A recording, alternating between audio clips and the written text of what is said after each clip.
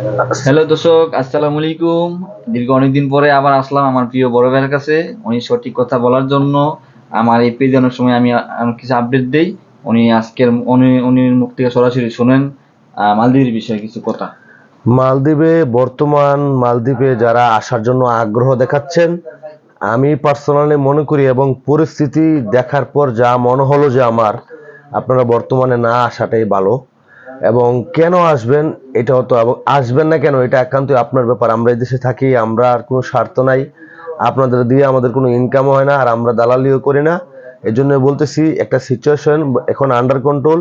প্রচুর মানুষ আসছে, চাকরির খুবই সংকট। না আসার জন্য আবেদন করতেছি, যদি আসেন, কারো ভাই বাদার বন্ধু বাবা এরকম হলে ব্যাপারটা আপনাদের ব্যাপারটা ফ্যামিলি ব্যাপার, এটা ভিন্ন। বাট এমনি কারো কাছ থেকে দিয়ে না আসার জন্য আহ্বান জানাচ্ছি। অবস্থা বেশি খারাপ, কাজকর্ম নাই, আসবেন বসে থাকবেন, বাড়িতে টাকা আনবেন, ব্যাপারটা জঘন্য না? ব্যাপারটা খুবই বিরক্তকর। আমি চাই আপনারা বুঝে শুনে জেনে যদি আসতেছেন আসেন, আর বাকিটা আল্লাহ জানে। জামাল, ঠিক আছে? প্রিয় দর্শক বন্ধুগণ, বড় ভাই কি বললো অবশ্যই আপনারা ইতিমধ্যে শুনলেন। আমার এই মালদ্বীপ জামাল ফেসবুক পেজ, মালদ্বীপ জামাল টিকটক, মালদ্বীপ জামাল ইউটিউব থেকে সবসময় আমি একবারে ন্যাচারাল তথ্যটা দিই, ঠিক আছে? আর যেহেতু মালদ্বীপে অত্যন্ত সৌন্দর্য, বিভিন্ন জায়গায় যাই, সেরও আমি অবস্থান করি, যার কারণে আশা করি ব্যাপারটা বুঝছেন।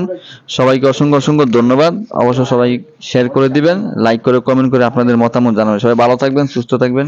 খোদা হাফেজ।